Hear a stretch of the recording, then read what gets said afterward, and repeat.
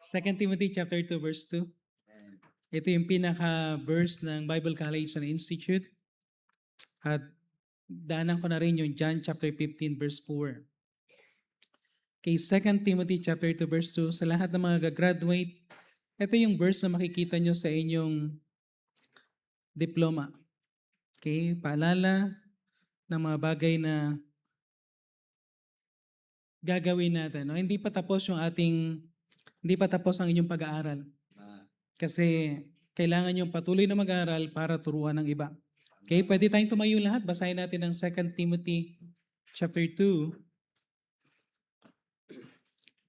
Okay, 2 Timothy chapter 2 verse 2. Sabay-sabay po tayo. Ready, go? And the things that thou hast heard of me among many witnesses, the same commit thou to faithful men who shall be able to teach others also. John chapter 15 verse 4. John chapter 15 verse 4. Okay, so pinapaalala sa atin kanina doon sa 2 Timothy chapter 2 verse 2, kung ano yung mga natutunan ninyo. At lahat po ng mga tinuro sa inyo is hindi po yan mga something lang na, actually ito yung school na hindi lang tayo nakakonsentrate sa mga papel lamang, kundi sa buhay. Amen? Okay, at may in-invest sa inyo, we invest our life sa inyo, at I pray na kayo rin mag-invest ng life ninyo sa iba. At para magawa nyo yan, kailangan din natin ng John chapter 15 verse 4. Ready, go? Abide in me and I in you, as a branch cannot bear fruit of itself, except it abide in the vine. No more can ye, except ye abide in me. So hindi rin natin ito magagawa kung wala ang tulong ng Panginoon. So yung pinaka-team natin actually for this commencement exercise is connected to the vine called to thrive. Pero hindi ako magpipreach. Papaalala ko lang yung message ng last Tuesday. Pero hindi ito yung magiging message. So ang message ko is about manifesto. Siguro doon sa mga maten sa pastors and workers, narinig niyo yan, pero hindi yun ang message. Amen. Manifesto naman ito ng mga graduates. Amen. Okay, so tayo muna yung manalangin. Let's pray. Heavenly Father, muli po Panginoon, kami pong muli dumudulog sa inyong trono. Samahan niyo pong muli kami Panginoon sa mensahe na aming mapapakinggan. Especially for our graduates, dalahin ko po Panginoon na ito po ay tunay na magbigay ng malalim na hindi lang po pananampalataya kundi paniniwala sa inyo at pagsunod. Dahil alam po namin Panginoon na kami po ay naligtas sa pamagitan lamang po Panginoon ng aming ginawang pagtanggap sa inyo bilang tagapagligtas. But Lord, bilang isang mananampalataya, mahaba pa yung binibigay niyo po Panginoon na buhay. And as long na kami po ay may hininga, as long na kami po Panginoon ay nandito pa at may buhay pa, Lord God, we know na meron po kaming purpose. Meron po kayong pinapagawa po sa amin. Kaya tulungan niyo po kami, Panginoon, hindi po kami manghina, magbagkos, kami po ay patuloy na magliwanag. Kami po ay patuloy na maging kasangkapan. Parang inyong salita, ang mga natutunan namin ay may pasa namin sa mga ibang generation at patuloy pa na makapag-train pa kami, Panginoon, ng marami pa pong mga manggagawa at makapag-train pa, Panginoon, na makapag-disciple pa ng mga taong nakakakilala sa inyo bilang tagapagligtas para sila po ay lumago sa kanilang pananampalataya. Samahan niyo po ako nawa, Panginoon, sa mensahe na aking ibabahagi at dalayan ko po ang inyong banal na Espiritu na siya pong manguna sa bawat isa po sa amin. Ito na po aming samadalangin sa pangalan ng Panginoon Jesus. Amen. Okay, pwede tayo mo po. Okay, so sa mga graduates may binigay sa inyo pero wag niyo muna babasahin. Yan ang message ko. Amen. Iniwan ko na para meron kayong babalikan. But doon sa ating last time, nagkaroon tayo ng message nung seniors banquet, yung connected to the vine, called to thrive. Pinakita ko doon yung message natin doon is to stay connected to God's purpose. Okay? Ang layunin ng Panginoon, dapat hindi ka dapat masway sa layunin ng Panginoon. Alam mo kung bakit ka tinawag. Okay? Huwag kayong lumayo sa kapanawagan ng Panginoon. Stay connected to God's priority. Okay? At isang paalala, sabi nga ng Biblia, mamaya madadaanan natin ito, ang pinaka-priority natin is no other than God. Nung tinawag ka ng Panginoon, tinawag ka palabas. Katulad ni Abraham, tinawag siya, naiwanan niya ang magulang niya, mga relatives niya, everyone. And tunay na kapag tayo ay tinawag ng Panginoon, it is a life of sacrifice. Pero tandaan natin ito, the more tayo nagsuserve sa Panginoon, ang Panginoon hindi niya pababayaan ang magulang natin. Kaya hindi niya rin pababayaan ng ating mga kapatid, bagkos lalo niyang ibibless, pero kapag tayo ay lumayo sa kanyang kalooban, of course, instead na tayo ay bless, mararamdaman natin yung curse ng Panginoon. So, focus on God's priority in your life. Third, you stay connected to His promises, to God's promises. Palagi tayong manghihina. Palagi tayong mahihirapan. Okay? Sabi nga kanina ng nagsalita, ang Bible College, ganun din ang paglilingkod, hindi ganun kahirap. Pero hindi rin ganong kadali. No? Ibig sabihin, sa totoo lang mahirap. Okay? Dahil ang ministry, hindi talaga na yan. But isang bagay na makikita natin, ang Panginoon nandyan para umalalay sa atin. Kaya nga marami siyang promises. Now, before ko yan itong LBCI Graduates Manifesto, saan ko ba nakuha yung manifesto? One time, nakita ko ang isang video or I think video ito na nakita ko yung regarding kay Billy Graham. Hindi ako fans ni Billy Graham but meron akong isang bagay na nagustuhan kong isang pagkakataon sa buhay nila na dinesign nila na magkaroon ng isang revival sa isang lugar sa Modesto, California noong 1948. They desire na makapag-preach at maraming maligtas sa place na yon. At nagkaroon sila ng resolution. Kaya yung tinawag nilang Modesto Manifesto. Modesto dahil ito ay tinawag according dun sa lugar. Tapos meron silang manifesto o kumbaga meron silang pinag-usapan o pinagkasunduan na gagawin nila para maka-experience sila ng revival at gamitin sila ng Panginoon. So, ang mga nag-usap dito si Graham, si Barrows, si George Beverly Shea, and si Grady Wilson. Hinahanap ko actually sa internet kung meron talagang nakasulat na Modesto Manifesto, pero wala palang written. Okay, ito ay kasunduan na verbal na binitawan nilang apat. At ito ang ginawa nila bago sila nagkaroon ng manifesto. Pinag-usapan nila, panginin nga paso yung tubig. Pinag-usapan nila magkakaibigan at pare-parehas ng mga lingkod ng Panginoon. Pinag-usapan nila ano yung rason bakit ang hirap magkaroon ng revival sa lugar. Tapos nakita nila kung anong nangyayari sa mga kapasturan, sa mga manggagawa ng Panginoon. 1948 po ito nangyari. Okay? At doon nila nakita na 1948 pa lang maraming bumabagsak na mga pastor sa pangangalo niya. 1948 nawala yung integrity nila because of money. Kasi ang dami, during that time, nung maraming mga nakikita silang naliligtas, at meron silang ino-organize, maraming tao na nagbuhos ng pera nila for the organization ng mga big events at lalong-lalo ng revival.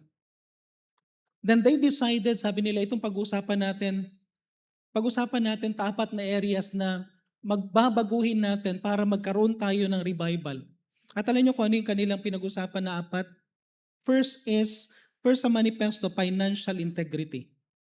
Ang sabi nila, we need to avoid improper handling of money. Huwag tayong masilaw sa pera, huwag tayong maging honest tayo sa lahat ng pumapasok. Sabi nila, pag-usapan na natin ito, magkaroon ng transparency in everything. Isa yan sa inalagay nila para magkaroon ng revival. Pangalawa, sexual purity. 1948 po ito ang pinag-uusapan natin. 1948. At sabihin ko sa inyo, lahat ng mga nangyari noon, nangyayari ngayon sa Pilipinas. Okay? Yung sexual, ano yan, Brad? Purity, hindi impurity. Sexual purity. Okay? Sexual purity, avoiding situation that could lead to temptation or accusations. To the point na ginawa nila Abraham, nila Graham at mga kanyang mga kasama, to the point na merong isang situation na nasa loob ng elevator si Graham. Tapos biglang may pumasok na isang babae na kailangan niyang lumabas sa elevator kasi magkakaroon ng situation na dalawa lang sila sa elevator. Para lang i-avoid. Nagkaroon sila na lahat sila, iiwasan nila makipag-usap ng one-on-one sa babae, yung lahat ng way para maingatan yung kanilang sexual purity. Pangatlo, cooperation with local churches. Pagpupunta sila sa isang lugar, they need to cooperate with the local churches, hindi para makipagdebate, hindi para magsiraan. At pangapat is honest publicity. Kay honest publicity, not exaggerating the attendance. Kasi nung tendency, sasabihin nila, ang umaten, milyon. Ang umaten. Pero sabi nila, huwag tayo mag-exaggerate ng attendance. Okay? In every meeting na gagawin nila, iniwasan nila yung, naobserbahan nila ito. And one thing na ginawa ng Panginoon, nagkaroon ng great revival in that place. Because iningatan nila, nagkaroon sila ng integrity sa finances, nagkaroon sila ng purity, nagkaroon sila in-observe ang sexual purity, cooperation with the local churches, and honest publicity. So because of this manifesto, may nangyari. And I pray, kayong gagraduate, you will have your own manifesto. Kayong mga Bible college, magkaroon kayo ng sariling manifesto. Tayong mga Christian, if we want something will happen in our church, na may experience pa natin ang blessing ng Panginoon, we need to have a manifesto or isang decision, a clear decision na magiging resolve sa atin na hindi natin ito gagawin para sa kaulhatian ng Panginoon at gamitin pa tayo ng Panginoon. Because if we will not have a manifesto, kung hindi tayo magkakaroon ng decision para ayusin ang buhay natin, God will not use us. Kahit ikaw ang valedictorian, kahit ikaw ang pinakamatalino, kahit marami kang pinag-aralan, maging doctorate ka pa, useless kung ang buhay mo hindi maayos. Amen? Okay? So simple lang. 9 points. Amen? Okay? Pero mabilis lang. Manifesto number 1. Faithful to the master. Okay? Sana magkaroon kayo ng decision, I will have a manifesto that I want to be faithful to my master. Faithful to the master. Matthew chapter 22 verse 37. Jesus said unto him, Thou shalt love the Lord thy God with all thy heart, with all thy soul, with all thy mind. Amen? 3 M, no? Hindi 4 na M, ha? Matandang mayaman, madaling mamatay, hindi ganon. 3 lang na M. Establish your master first. Second, your mission. Ang third na yung mate. Tandaan natin, pag tayo ay tinawag ng Panginoon, especially kayo mga men, gusto mong gamitin ka ng Panginoon, love God first. Maraming mga potential, maraming mga maayos sa kanilang testimony, sa kanilang Christian life, pero pag tumibok ang puso, nakalimutan ng Panginoon. Amen? Amen? Kaya pinapaalala sa atin, thou shalt love the Lord thy God with all thy heart. Hindi makasarili ang Panginoon. Unahin mo siya. Dahil pag inuna mo siya, ibibigay niya sa iyo yung pinaka-best. Unahin mo lang siya. Sometimes, kailangan nyo lang magtiwala sa Panginoon. Kung hindi pa panahon, pero pag panahon na yan, makikita mo yung blessing ng Panginoon sa lahat ng area. Amen? Mahalin mo ang Panginoon. Huwag kang umasa dyan sa puso mo. Umasa ka sa Panginoon na nasa puso mo. Tanungin mo palagi ang Panginoon. Huwag mong pairalin ang emosyon. Mahalin mo ang Diyos kaysa sa tao. Mahalin mo ang Diyos kaysa pera. Amen? Pag pera na pinag-uusapan, kahit magkapatid, mag-aaway. Amen?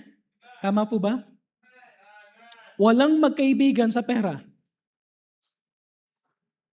Pag pera na pinag-usapan, kahit sino, pwede mong maging kaaway at pwede mong maging kaibigan kapag pera pinag-usapan. But ang sabi ng Panginoon, hindi ka pwede mag-serve sa Kanya habang minamahal mo ang pera. Amen? Love Him. Ang priority mo, be faithful to the Master. Luke chapter 14 verse 26. Pastor, mahirap ito ipaliwanag, pero tingnan nyo sa Luke chapter 14 verse 26. Luke chapter 14 verse 26, If any man come to me and hate not his, grabe no? Hate not his father and mother and wife and children and brethren and sister, yea, his own life also, he cannot be mine. Anong requirement ng Panginoon sa pagiging disciple niya? You need to love Him first. Ano yung ibig sabihin ng hate? Yung hate dito, hindi kamuhian. Hindi mo kamumuhian yung magulang mo. Hindi mo kamumuhian ang asawa mo. Huwag mo sabihin sa asawa mo, may verse pala eh. No? Yung mga ibang asawa, nagiging gagamitin patuloy yung, kaya kita hate kasi may verse eh. No? Hindi po yan ang hate na ibig sabihin kamuhian. Ang ibig sabihin dyan ng hate is loveless. You need to love them lesser than God. Ibig sabihin, ang pag-ibig mo sa tatay mo is pangalawa lamang sa Diyos. Ang pag-ibig mo sa magulang mo, pangalawa lamang sa Diyos. Ang pag-ibig mo sa asawa mo, pangalawa lang sa Diyos. Ang pag-ibig mo sa anak mo, palaging pangalawa lang yan. Walang hihigit sa Diyos. Pag sinabi ng magulang natin, huwag kang magsusuko ng buhay, you need to follow God rather than men. Pag sinabi ng wife mo, huwag kang susuko, huwag kang magsusurrender, lalong-lalo na kung ikaw ang lalaki, huwag kang magiging under. Amen? Amen? Sumunod ka sa Panginoon. I-lead mo ang Panginoon i-lead mo siya at pangunahan mo yung asawa mo. Pag inuna natin, madalas ito, at ito nakikita ko sa mga Bible college, kaya kapag minsan, pag sila ay alam niyo yung nagbakasyon, maya-maya wala na sa Bible college. Alam niyo yung bakit? Nakita nila yung problema ng magulang, nakita nila yung problema ng family, akala nila sila ang solusyon. Kung tinawag ka ng Panginoon, hindi ikaw ang solusyon. Alam mo, ang pinaka-best thing na gawin mo para sa family mo, mahalin mo ang Panginoon una sa lahat. I-assure ko sa inyo, walang mangyayari sa family mo kapag inuna mo ang Panginoon. Pero ito lang ang nakakatakot. Pumasok ka ulit at bumalik. Kung sinasabi mo may panawagan ka tapos bumalik ka, you are Jonah. Guguluhin mo ang buhay ng family mo kapag tinawag ka pero ayaw mong sumunod. Pastor, grabe naman yung sinasabi mo. Yan ang nasa Bible. Amen? Mahirap yung desisyon, pero kailangan kong manindigan sa kapanawagan. Nung time na nag-surrender kami nila Pastor Ramon at Pastor Nat, hindi ko alam kung ano mangyayari. Mawawala yung sustento nila galing sa akin bilang panganay na anak. During that time, iniyakan ko yung time na naglabada yung mother ko.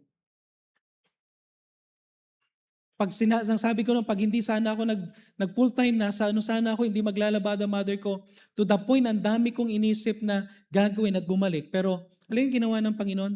Binabalik niya sa akin yung panawagan. And nakita ko ang pagkilos ng Panginoon, ang tatay ko na elect as kapitan kahit wala siyang pera. Tapos nakapag-graduate si Ronnie. Tapos sumunod na nag-graduate si Michael. Tapos lately, nung kami ay nagiging assistant pastor na ako, nag-graduate si Princess. 5 na kami lahat, graduate kami lahat. Hindi ako naging susi. Ang naging susi, yung pagsunod ko sa Panginoon.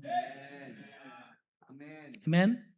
Put God first in your life. Second, so ang declaration nyo, nakalagay dyan sa inyong declaration, the Lord Jesus Christ is our Master. He deserves first place in our lives and we will love, honor, and serve Him wholeheartedly. That is declaration number 1. We need to be faithful to the Master. Second, faithful to the Word. Faithful to the Word. 2 Timothy chapter 2 verse 15, study to show thyself approved unto God. Hindi ka pumasok sa Bible Institute para magkaroon ng knowledge. Okay? Knowledge is secondary. Ano sabi dyan? Study to show thyself approved unto God. Hindi para magkaroon ng knowledge, kundi para mabago ng Panginoon. Para magkaroon ng maayos na buhay. Para gamitin ng Panginoon. A workman that needed not to be ashamed, rightly dividing the word of truth. Kasi useless ang lahat ng knowledge mo kung hindi mo naman magagamit dahil sa dumi ng buhay mo. Amen? Okay, Psalms 119 verse 11. Bakit tayo nagme-memorize? Bakit natin kinukuha yung Word of God? Sabi dyan, thy word have I hid in mine heart, not in your mind. Okay? Hindi sa inyong isipan. Hindi para mag-memorize lang, kundi sa puso. At ang pinaka-purpose, that I might not sin against thee. So ang pinaka-purpose natin, why we need to be faithful to the Word kahit natapos na kayo, mag-aral pa rin kayo. Kami mga pastor, hindi pa kami tapos mag-aral. Kanina lang nag-aral ako para sa message na to. And every time nagagawa ka ng message, mag-aaral ka. Every time na magdi-devotion ka, magguguhit ka. From time to time, lahat ng gagawin mo, lahat ng iisipin mo, you cannot lead a church kung hindi mo na pag-aaralan ng Word of God. You cannot make a good decision kung hindi mo na pag-aaralan ng Word of God. Okay? Members, hindi sapat na save ka. Kailangan natin ng Word of God to grow. I pray na every time nagbabasa mo ang salita ng Diyos, church, ito para sa lahat ha.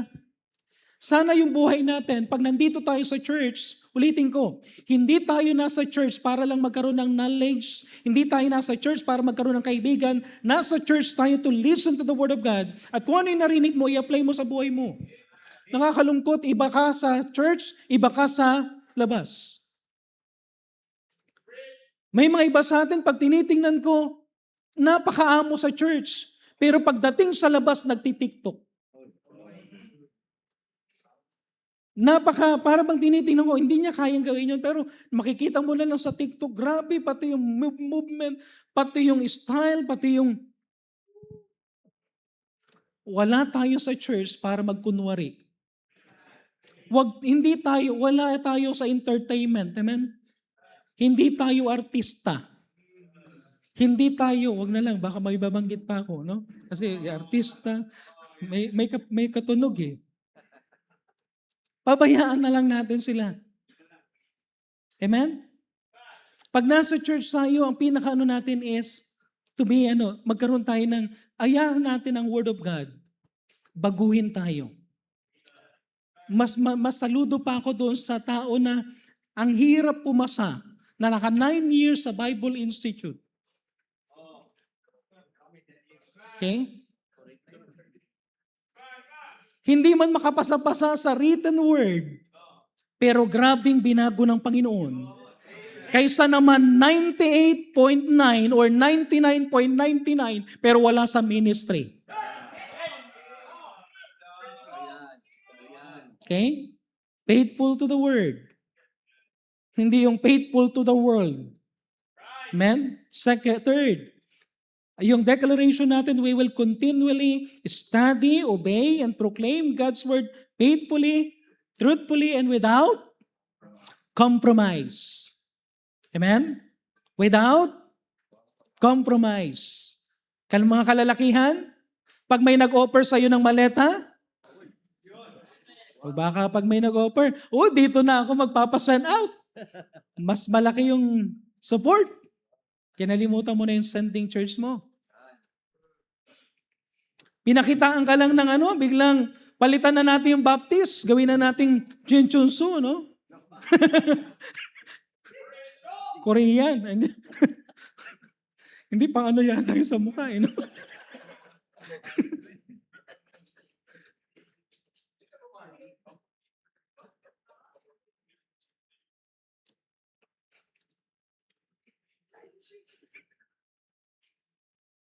Okay, so be faithful sa Word of God. Third, be faithful to God's calling. Be faithful to God's calling. 2 Timothy chapter 1 verse 9. Who has saved us and called us with an holy calling. Hindi lang ito basta-basta calling. Hindi ito kuliling. Amen? Amen? Hindi ka dapat dito tinulak, hindi tinopak. Amen? Tinawag. Tinawag ng may kabanalan. Not according to our works, but according to His own purpose. Tandaan natin, tinawag ka ng Panginoon hindi dahil sa gusto mo. Tinawag ka ng Panginoon hindi dahil sa may plano ka sa buhay mo. Huwag mong gawin yung plano mo kasi ang plano ng Diyos iba. We are called according to His purpose, not our own purpose. His purpose. Okay? According to His purpose and grace which hath given us by Christ Jesus before the world began. Tinawag tayo ng may kabanalan. Panatilihin natin ito. Alam niyo ba ang tawag sa atin kapag ginamit tayo ng Panginoon? Man and woman of God.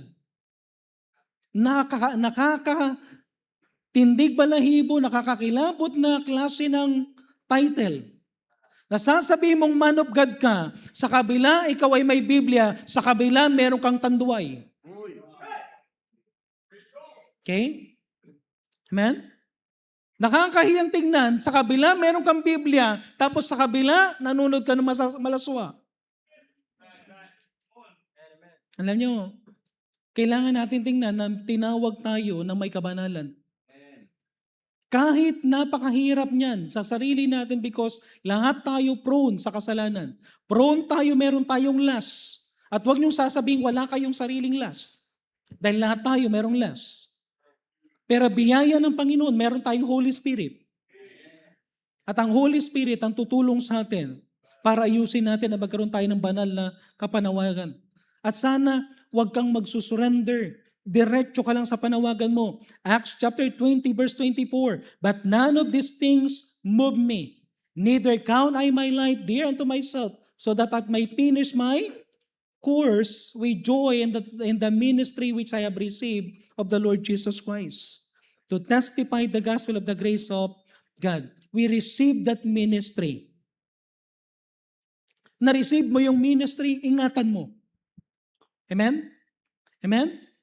Someday, magkaroon ka ng title ng pastor, ingatan mo yung pagiging pastor. Huwag mong sasabihin sa amin na nagkasala lang ako bilang person, pero nadumihan lang yung pagiging person ko, pero yung pastor hindi nadudumihan. Mali. Pag nadumihan ang person mo, marumi rin ang office mo. Amen? Kahit gaano kalinis ang baso, kung marumi naman yung tubig, marumi pa rin. Kahit malinis yung tubig, kung marumi yung baso, marumi pa rin. Hindi pwedeng maging malinis ang isang bagay na hinaluan mo ng dumi. Amen? Kaya mahalaga po na ingatan natin. Huwag nating gawing biro. Huwag nating gawing para bang kaya ko yan. Sa tingin mo, kaya mo, babagsak ka kung magmamayabang ka. So the more na kung hindi mo kaya, anong kailangan mong gawin, mahina ka sa bagay na yun, the more na kailangan mo mag-pray. The more na hindi mo kaya yan, the more na lalong iwasan mo. The more na hindi mo kaya yan, the more na bantayan mo yung sarili mo na salita ng Diyos because ang calling napakahalaga. At wag na nating dagdagan ang maraming bumagsak at hindi pinanghawakan ang kanilang calling. Declaration number 3, we will answer to God's call with courage and perseverance, steadfastly remembering the divine calling, and faithfully fulfilling His purpose in our life. Tandaan natin yung divine calling mo. Divine calling mo. Number 4, faithfulness to purity. Faithful to purity. Faithful to purity. Okay? Bawat isa sa atin, ingatan natin yung ating purity. Ang sabi niya sa 1 Corinthians chapter 6 verse 18, flee fornication.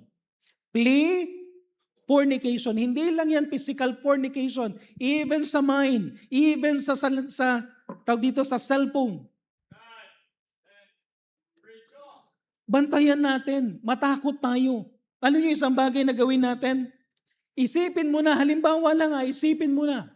Anong mangyayari kapag nagawa ko to? Isipin mo na lahat ng consequence. Matuto ka ng matakot, hindi pa nangyayari. Kaysa matakot ka kapag nangyari na. Mas magandang exaggerated tayo sa kasalanan. Naiwasan ito kaysa naman maging exaggerated ka na tanggapin yung kasalanan. Amen? Flee fornication. Every sin that man doeth without the body, but he that committed fornication sinned against his own body. Ingatan natin yung ating sarili. Bantayan natin. 1 Thessalonians chapter 4 verse 3. For this is the will of God, even your sanctification, that ye abstain from fornication. That every one of you should know how to possess his vessel in sanctification and honor. Ingatan mo. Okay? Tayo, babae man o lalaki, You need to protect your purity. Kung may mga bagay na kailangan mo isurrender, ito lang. Habang hindi ka pa pinapalo ng habang hindi ka pa nire-reveal ng Panginoon. Tandaan niyo to. Kapag may ginagawa kang kasalanan, nagsisimula ka palang tinatapi ka na ng Panginoon. Maliit pala yung kasalanan mo, tinatapi ka na ng Panginoon. Kung hindi mo isusurrender yan as soon as possible, at yan ay patuloy mong binabalik-balikan at ginagawa mo, someday, pag nireveal yan ng Panginoon, huwag mo sabihin, first time mong ginawa, matagal mo nang ginagawa. Matagal na yan. Nagkataon lang na nahuli ka. Kasi kung hindi ka nahuli, hindi ka aamin. Nakuha nyo? So ang mercy ng Panginoon ganito. Kung may nakikinig man dito na merong nandun sa proseso, nandun ka sa punto na ikaw ay nagsisimulang nakikipag-text, nagsisimulang nagkakaroon na ng panunood, nagsisimula ka na bumabagsak ka na sa immorality, sa isip mo pa lang, isurrender mo na as soon as possible. Kung nagsisimula pa lang ang wrong relationship, isurrender mo na as soon as possible. At may mercy ang Panginoon. Yung mercy ng Panginoon na bibigyan kanya, tandaan nyo to, sometimes may mga, sabi nga sa Bible, from time to time, nandyan ang temptation, pero nakakatuwa ang Panginoon, nagbibigay sa atin ng strength to say no to temptation. Amen? At kapag binigyan ka ng second chance ng Panginoon, huwag mo nang sirain. Ang isang alam niyong prayer ko, isang bagay na prayer ko, Lord, kung may magagawa ko isang bagay na makakasira sa testimony ng La Loma Baptist Church, sa testimony ng family ko, Lord, bago ko magawa, kunin mo na ako.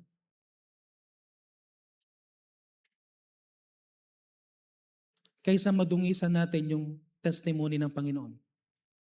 Amen? Declaration number 4, we will honor God with a holy lives, protect our bodies, remain pure and set apart for His glory. Number 5, okay pa po ba kayo? Faithful to prayer. Faithful to prayer. Matthew chapter 26 verse 41. Kasi hindi natin kaya, watch and pray that ye enter not into temptation. What is the reason why we fall into temptation? We are not praying. We are not praying. Matthew 6:13, one of the emphasis sa ating church, lead us not into temptation but deliver us from evil. When was the last time na tayo ay nagpray, Lord, ingatan mo ko na hindi ako makagawa ng kasalanan. Lord, ingatan mo ko na hindi ko magawa yung karumal-dumal na to. Dahil sabihin ko sa inyo, kahit na sinong tao, katulad ni David, na man after God's own heart, nagkasala sa Panginoon. Dahil kay Bathsheba. The strongest person, nagkasala. At hindi naging maayos ang kanyang buhay, si Samson.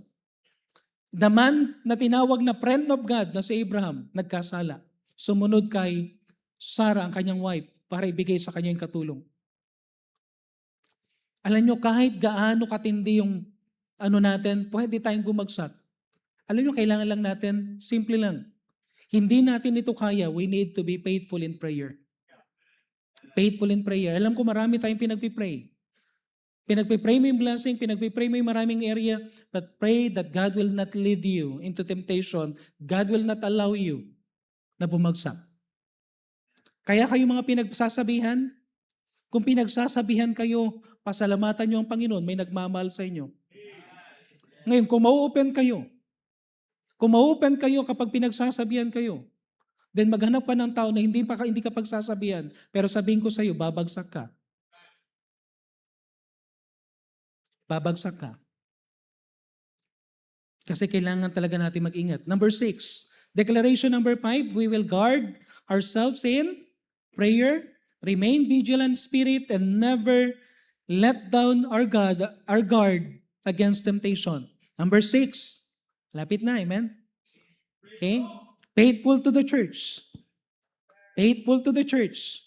Hebrews chapter 10 verse 25. Pastor, di ba para yan sa mga bagong mananampalataya? Hindi yan para sa bagong mananampalataya lang. One thing na na-discover namin, kapag ang isang tao matagal na nag-church, pinoforsake niya ang church. Nakakasawa daw mag-church. Pwede ba dumating sa punto na magsawa tayo sa church? Yes. Kaya nga dapat natin ipaalala, not forsaking the assembling. Pastor, hindi ko naintindihan yung message ng tagapagsalita. Napaka-islang. Mag-attend ka pa rin. Amen? Meron at meron ka maintindihan kung intindi mo lang. Pastor, hindi ko maano yung palagi nagpipreach, hindi ko gusto yung pagpipreach niya. Hindi ka kasi nakikinig. Pero punta ka pa rin sa church, punta ka pa rin sa church, punta ka pa rin sa church. Maging seryoso ka sa church. Bakit ka nawawala sa church? Na-open ka sa nakikita mo kasi hindi ka nakakonsentrate sa Diyos. Nakita mo yung kapatiran na, ba't ganyan ang kulay ng damit niya? Bakit mo pa kasi papansinin? Mag-concentrate ka sa Panginoon. Amen? Bakit hindi ako kinamayan ni pastor? Hindi mo kailangan ang kamay ni pastor. Ang kailangan mo ang Panginoon. Bakit hindi ako binati ni pastor? Bakit hindi ako binati ni sis? Ba't hindi man lang ako tinums up ni brother ganito? Ang kailangan mo, thumbs up ng Panginoon, hindi thumbs up ng tao. Focus on God. Focus on God. 1 Corinthians chapter 14, verse 12. Even so ye, for as much as you are zealous of spiritual gifts, seek that ye excel to the edifying of the church. Okay? Ang pinaka-goal natin dito is to use everything na meron tayo, especially spiritual gifts, to edify the church. Edify the church. Okay, declaration number 6, we will strengthen the church, preserve its unity, and faithfully advance its God's given mission. Anong kailangan natin gawin? Palakasin natin ang iglesia, preserve natin ang unity, hindi yung disunity. Amen? At make sure na kung ano yung layunin ng Panginoon sa church, kasama ka. Number 7, faithful to godly leaders. Faithful to godly leaders. Hebrews chapter 13, verse 7. Remember them which have the rule over you, who have spoken unto you the word of God, whose faith follow, considering the end of their conversation. Hindi ko sinasabing remember the leaders. Remember the godly leaders. Kapag nakakita ka ng isang godly leader na hindi inuuna yung sarili, nakikita nyo yung buhay maayos. Sabi nga ng mga iba yung mga leaders na hindi godly, na mukhang pera, madalas, anong ginagawa nila? Para ma-boost, bibigyan pa ng pera.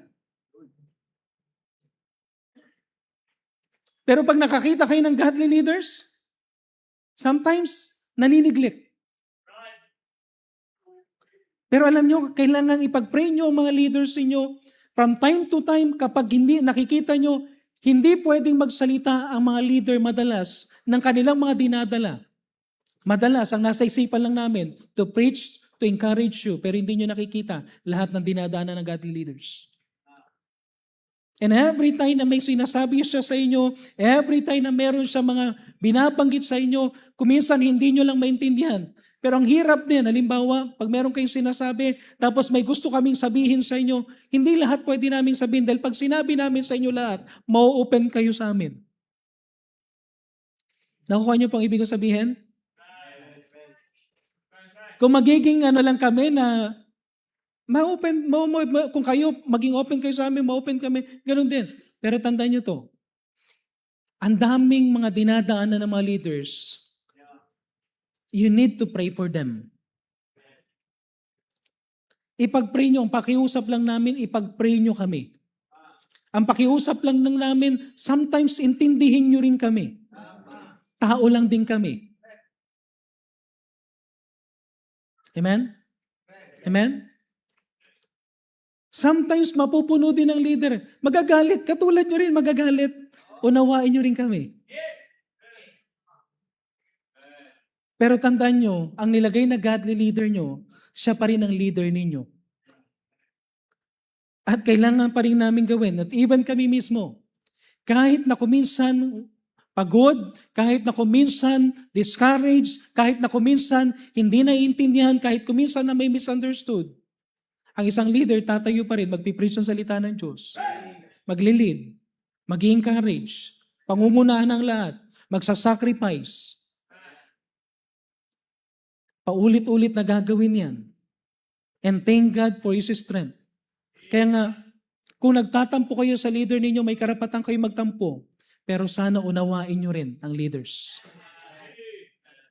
Kaya mga young people, sometimes konting salita lang sa inyo, ayaw nyo na. Sometimes konting sabi lang may sasabihin sa inyo, hindi na kayo makikinig. Ayoko na mag-church. Ayoko nang pumasok sa ministry. Ayoko nang gawin tong ministry na to. Someday, pag naging tatay na kayo, maunawaan nyo kami. Amen? Amen? But whatever happened, be faithful to your godly leaders. Number 8, faithful to the Great Commission. Faithful to the Great Commission. Matthew chapter 28, verse 19 to 20, Go ye therefore and teach all nations. Hindi ibig sabihin, graduate na kayo, wala ng Christian service. Amen? Wow, wala ng Christian service. Wow, wala ng reporting. Wow, wala ng demerit. Sabihin ko sa inyo, wow ka rin. Kung yan ang tingin mo, wow ka, ay baka makarinig ka sa Panginoon, woe unto you. Kung ikaw ay graduate na, mas lalong expected sa iyo ng Panginoon, busy ka in the Great Commission. Mas marami kang knowledge, dapat nagdi-disciple ka. Mas marami kang knowledge, dapat Sunday school teacher ka. Mas marami kang knowledge, dapat nagpipreach ka. By the way, kung ikaw ay preacher, huwag kang mabigla, ikaw ang mag-preach. Pastor, ako magpipreach? Oo.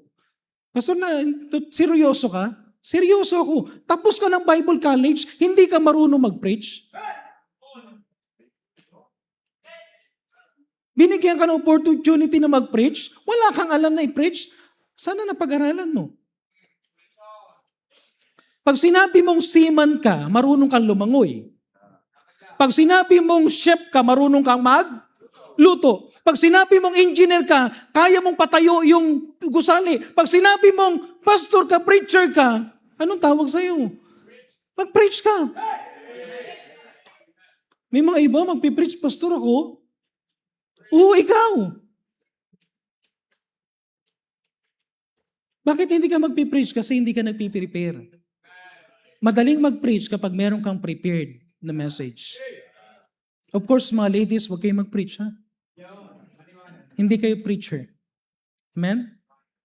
Amen? May? Okay? Pero pwede kayo mag-teach. Pwede kayo mag-teach ng ladies. Pwede kayo mag-teach ng mga estudyante. Declaration number 8. Or declaration number 7. Nakalimutan yung declaration number 7. We will respect, learn from, and partner with godly leaders following their examples as they follow Christ. Okay? Then declaration number 8. We will take the gospel wherever God sent us for as long as we live. Parang kasal lang. By the way, nandito yung kinasal. Amen? Pwede bang tumayo? Kasi naalala ko yung pangako eh. Pwede tumayo si Mr. Gilbert and Sister Ruby Biernes. Amen? Okay, you need to love each other as long as both shall live. Amen? Okay? And lastly, number 9. Yan. Tapos na rin. Okay, ano pa sa tingin nyo ang kailangan natin na faithfulness? Ito yung faithfulness na magandang i-desire. Faithful until the end. Faithful until the end. Okay, ending. Kasi sabi nga ni Pastor Narvaez, hindi mo pwedeng sabihin na faithful yung tao hanggat hindi namatay na faithful. Hindi mo pwedeng sabihin na faithful ang isang tao hanggat hindi namatay na faithful. Kahit na nabuhay ka for 50 years faithful. Tapos yung 51 years mo na mamamatay ka na, backslider ka, hindi ka faithful. Okay? Mamamatay ka na. One day na lang, mamamatay ka na. Tapos, hindi ka pa faithful. Hindi ka faithful. But if you die faithful, then pwede mong sabihin, pwede nakalagay dun sa puntod mo, I died faithful to the end. Faithful to the end. 2 Timothy chapter 4, verse 5 and 6. But watch thou in all things, endure affliction, do the work of evangelist, make full proof of thy ministry. Hindi natin kailangang patunayan ito sa tao, pero sa harapan ng Diyos, sa sarili mo, make sure na tinawag ka ng Panginoon, gawin mo yung kalooban ng Panginoon until the end. For I am now ready to be offered, and the time of my departure is at hand. I have fought a good fight. I have finished my course. I have kept the faith. Amen? I have fought a good fight. I have finished my course. I have kept the faith. Let's die with purity. Let's die with our calling. Let's die na faithful sa Panginoon. Declaration number 9. By God's grace, we will remain faithful until Christ returns or call us home. Amen? 9 declaration.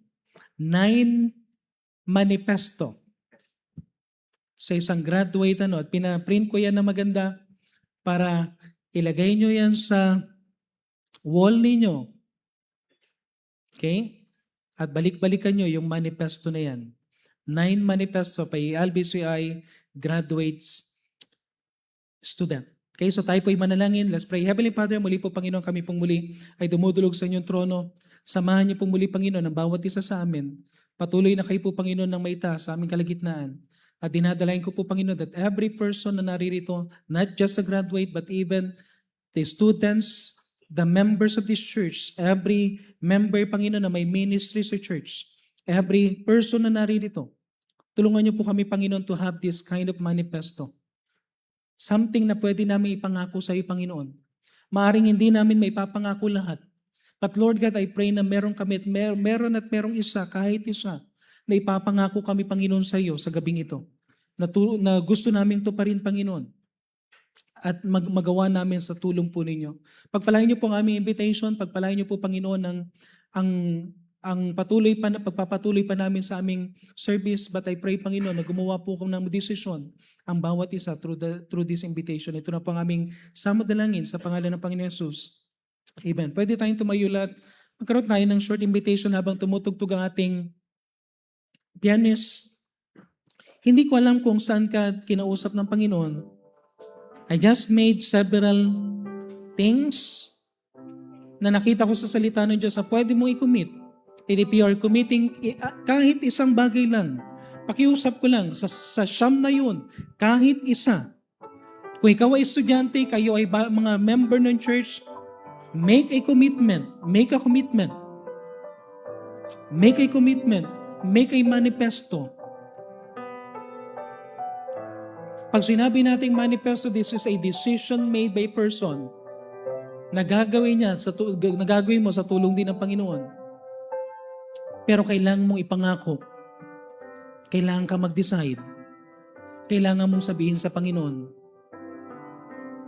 Kung may nakita ka sa buhay mo na para bang kinausap ka sa Panginoon ng Panginoon sa area na yan at may pagkukulang ka, then make a decision. Make a decision. Kayo mga graduates, target kayo ng Diablo. Kayo mga estudyante na nag-surrender ng mga buhay ninyo, target kayo ng Diablo. Tayong mga mananampalataya na gusto nating gawin kung ano yung tama, target tayo ng Diablo. Sana huwag kang ma-discourage. Sana huwag kang bibitaw. Sana humawa ka lang sa pangako ng Panginoon at panghawakan mo at mangako ka kahit isa. Kahit isa lang. Kahit isa lang. Mangako ka.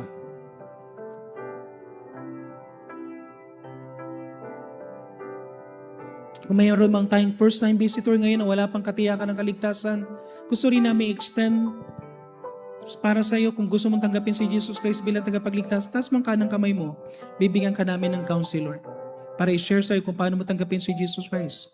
Meron ba sa atin? Meron ba sa atin?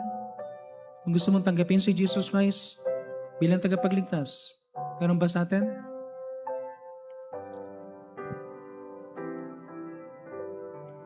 Okay, so maraming salamat. sa mga ginawa nating pagpapasya. At ayaw niyo ipanalangin natin na ating invitation, tayo po'y manalangin. Diyos sa masalangit, maraming salamat pong muli sa natapos, Panginoon, na message and even, Panginoon, sa invitation. Lord God, maraming salamat po sa mga ginawang desisyon ng bawat isa. Lord God, meron po kaming siyam na pinag-aralan. And I pray na meron kaming isang pinangako sa iyo, Panginoon. Tulungan niyo po kaming panghawakan ito. Tulungan niyo po kami, Panginoon, na ipag-pray namin ito, Panginoon, at magawa namin sa aming mabuhay. Lord God, pagpalain niyo po, Panginoon, aming mga graduates, pagpalain niyo pa ang aming mga estudyante.